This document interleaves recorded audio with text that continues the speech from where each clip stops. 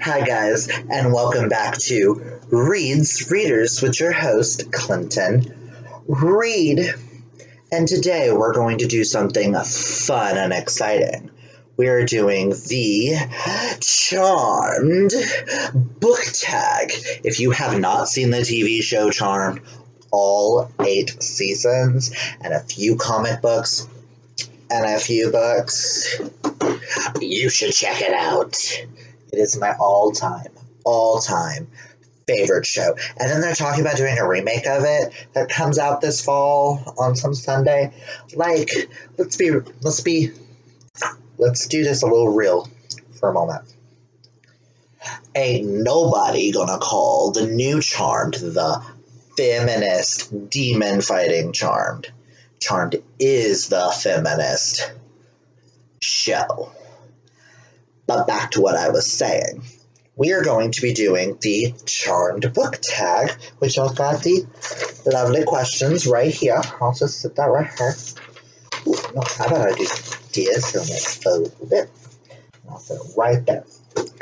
This, if I can speak today, apparently I can't.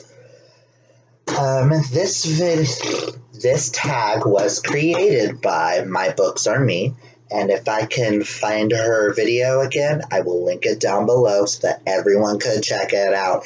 It's amazing. Anyone who makes a tag based off of my all-time favorite show is A-okay in my book. So, question 1 is, in this night and in this hour I call upon the ancient powers. Bring your powers to we sisters 3. We want the power. Give us the power. It is a book or series that started you off on the magical journey of reading. I grew up reading books like The Hardy Boys, Animorphs, and all that. But the 2 books that really stand out to me that made it where I just wanted to dive into more worlds is Harry Potter, of course, and The Giver by Lewis Lowry. I had to read that back in the 5th grade. I wanted nothing else but to read. It was a world that was unlike our own, that was black and white, and no one saw color, which I just couldn't fathom as a child. I still can't fathom. If you can't tell by my shirt, I love my rainbow. Like, when you can't see color, then what's the point of living, you know?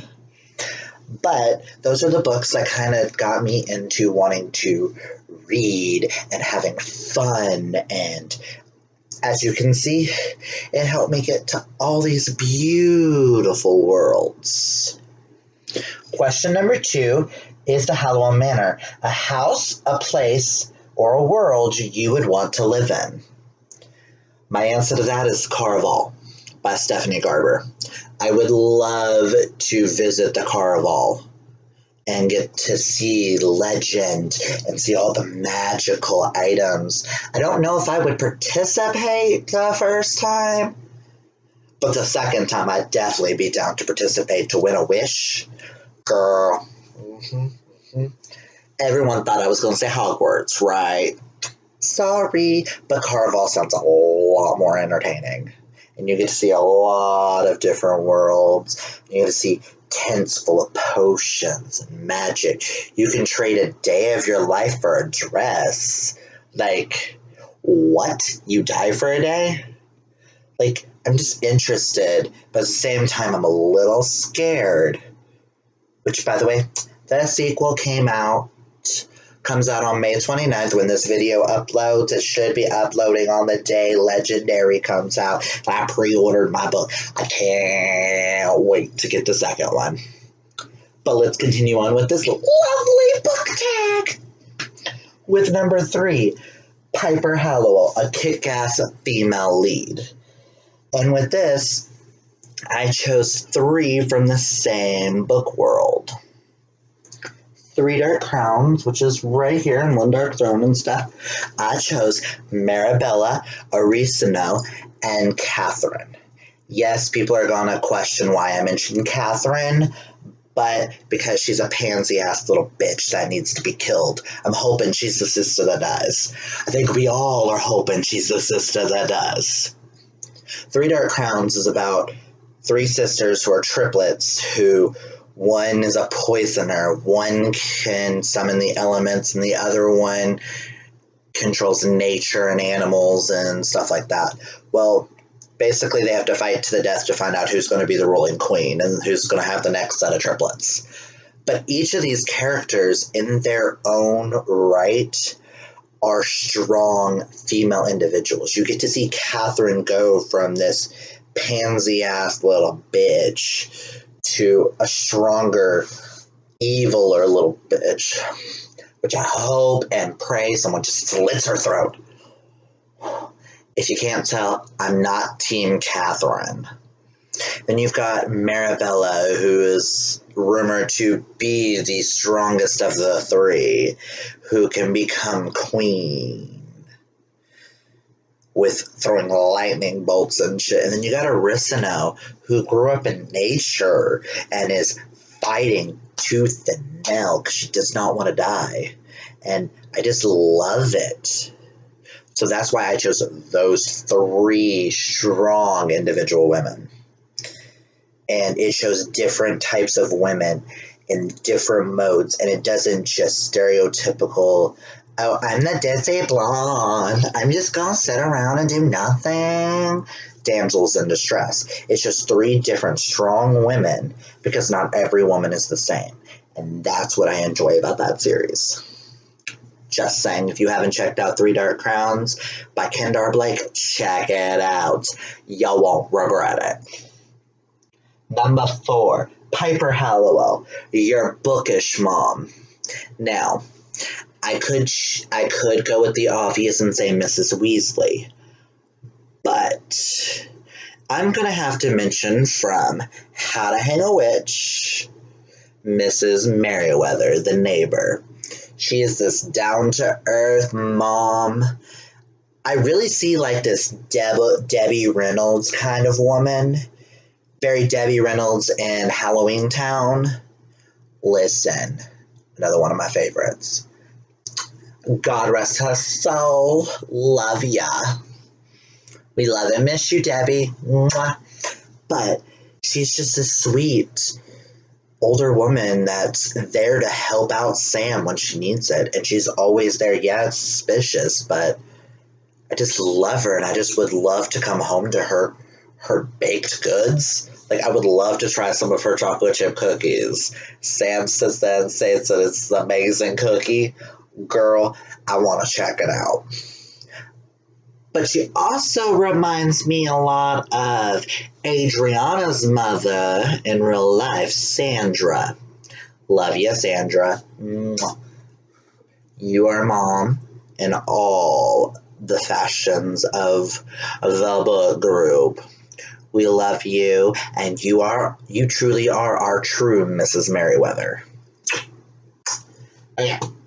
And number 5, Phoebe Halliwell, a character you wish you knew the future, or a character you can't wait to see the future of. I chose 2 characters from the same world, of ACOTAR. Now, A Court of Thorns and Roses, for those of you who don't know what ACOTAR is. I chose one controversial character and one that I think we're all wanting to know what the future is. One that we're all wanting to know is Elaine. What happens with Elaine, and can she control her visions, and yada yada. But I also chose Nesta. Now, Nesta is one of the most unlikable characters, but she was written to be unlikable. But where I feel like they're going to be taking it after ACOFAS, A Court of Frost and Starlight, I feel like we're going to finally see some growth and some change in Nesta, in the sense of she's going to become more like her sisters, or more like who she's meant to be. And if that's the case, then you deserve your man. If you do not turn into that, you do not deserve the man that's trying to love you, because you a bitch. But I hope and pray you can grow and give us that growth of a character. That's why I chose Nesta, because I'm interested to see, is she going to let us down or not? That's the question. Or is she going to do both? Grow, but then at the last second let us down? Penny for your thoughts. Number 6, Paige Matthews, a series you were late to the party with. I could say about a lot of series, anywhere from the Lunar Chronicles to, I hate to state it, Mortal Instruments, Cassandra Clare. In high school, I only ever read the first 3. I'm now buddy reading them with my cousin, and we're reading all the Shadowhunter books in publication order.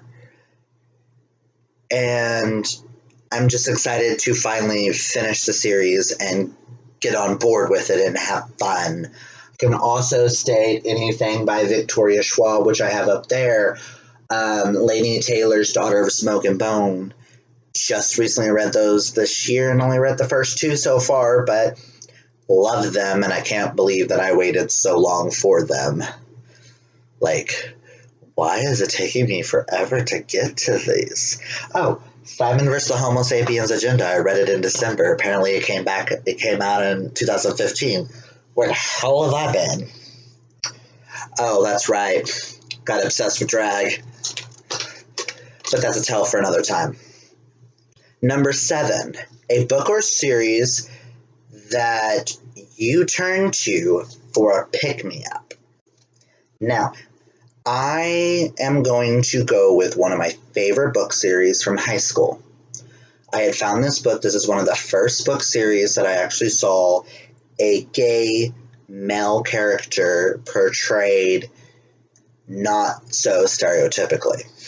Granted, there is one stereotypical flaming homosexual in it, but it's a journey of 3 different individuals as they discover their own and become comfortable with their own sexuality on who they are.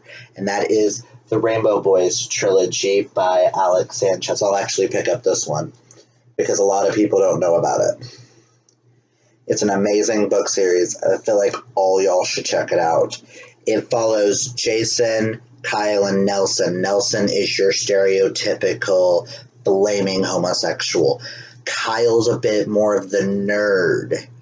He may be a jock and a swimmer, but he's more of that wearing glasses, reading books, like me. He's a character I've connected with. I used to play soccer. I got immersed in books and nerdum things. You can see all my random things. And then you've got Jason, the basketball star, who's discovering that he's actually likes boys, not just girls. It's also the first book that I've actually seen a bisexual character introduced that falls in love with a male character. Interesting. Put it back. But yeah, you should check out the Rainbow Boys trilogy by Alex Sanchez, who's an amazing author. Okay. Number 8, Demons, a book or series that has a big following, but you didn't really like. And I feel like I'm going to get crucified by YA lovers and sci-fi lovers. I had issues with sci-fi. I'm very selective. Apparently recently I just haven't been into them. I tried to read the Illuminae Files by Amy Kaufman and Jay Kristoff. Yeah, I tried physically reading it, and then I tried the audiobook, which, by the way, if you're going to do the books, do the audiobooks. Full cast audio, it's amazing. But I just couldn't get into the story itself. So I DNF'd the book after, I think it was 100 and either 20 or 30 pages. It just isn't for me. I may one day try it again, but if you love sci-fi, check out the book. It's beautifully written. It's just not a story I could dive in easily, you know? I like books that I can picture the entire surroundings around me, and it was one that my brain just couldn't, like, fully imagine and immerse in the world. Doesn't mean it's a bad book, it's just not for me. And number 9, Forever Charmed, a book or series with a perfect ending. And screw it, I'm gonna say the series that we're all thinking. Harry Potter, perfect ending. Cut and dry Voldemort. Yep, nope. Done. We didn't need Cursed Child. We don't need to know what happens next. We are perfectly fine. I'm loving the Fantastic Beasts, though, and learning before Harry. I find those tales a little bit more interesting than following Harry afterwards with his children, you know? Like, I love this idea of Grindelwald, who was the first Hitler before Voldemort. You know? It kind of makes me think like the Roman Empire before Hitler, almost, you know? But if Romans were like pure on evil wizards, and if Hitler had no nose and killed everyone he thought, whatever. Hitler with magic. Let's just say that. Even though we all hate Umbridge more. But that's neither here nor there. Well, I hope you guys liked this tag as much as I did. I wrote down all my answers the other day, and I've just been dying to do it. Like I said, if I could find the original video from My Books Are Me, I will tag it down below. If you like this tag, hit that like button, hit that subscribe. And remember, kids, reading is what's fundamental. Until next time, bye.